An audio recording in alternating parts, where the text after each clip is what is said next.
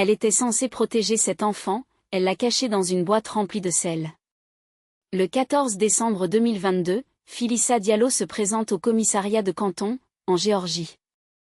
Elle avoue froidement aux policiers qu'une enfant est morte chez elle. Ce qu'ils vont découvrir dans son appartement dépasse l'entendement. Dans un placard, dissimulé sous des objets, les enquêteurs trouvent un conteneur de stockage.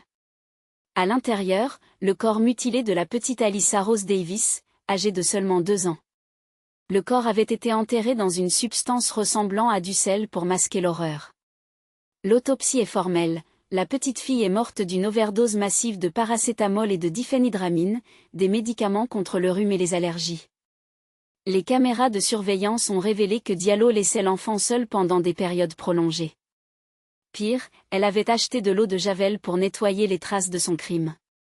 Pendant tout ce temps, elle communiquait avec la mère d'Alyssa, lui cachant que sa fille avait cessé de vivre.